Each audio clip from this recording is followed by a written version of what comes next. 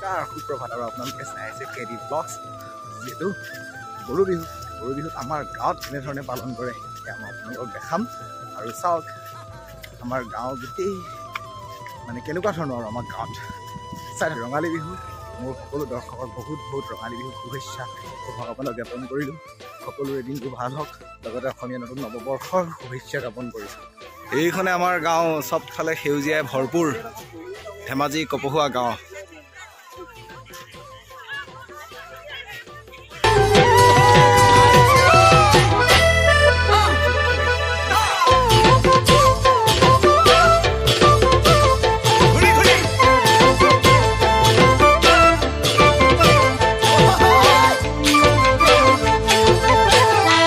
দেখি আছে আমাৰ গাঁৱত কেনেধৰণে মানে এতিয়া গৰু বিহু উদযাপন কৰা হয়।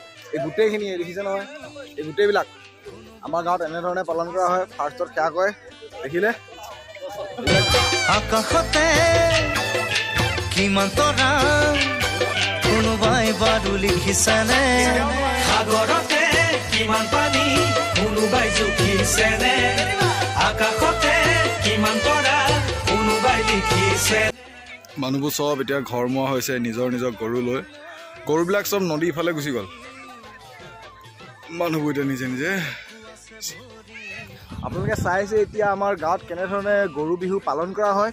এতিয়া মোৰ লগত আছে আমাৰ দুজনমান দাদা। কেনেকুৱা লাগিছে? বহুত ভাল লাগিছে। বিহু ৰঙালী বিহুৰ শুভেচ্ছা সকলোকে জনাইছোঁ। ভাল লাগিছে সকলোকে ৰঙালী বিহু লগ জনাওক। আৰু লগতে মোৰ চেনেলটো চবেই ছাবস্ক্ৰাইব কৰক, লাইক কৰক। মোক বহুত কম মানে ছাবস্ক্ৰাইবাৰটো চাওক চবেই। এয়া আমাৰ একদম পৰুৱা হৈ গৈছে। দাদা কেনেকুৱা লাগিছে? পৰুৱা কামনি খাই পৰুৱা গৈছোঁ। মজা নে?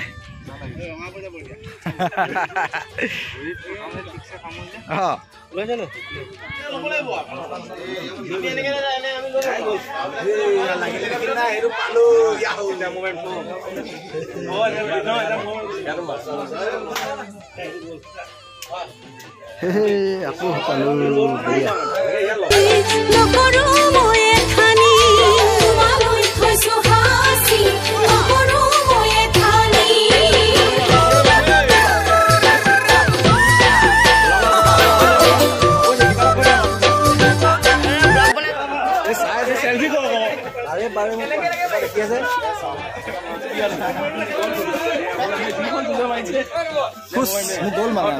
আপোনালোকক এই কেডি ব্লগছৰ পৰাই আপোনালোক সকলোলৈকে বিহুৰ শুভেচ্ছা জ্ঞাপন কৰিলোঁ।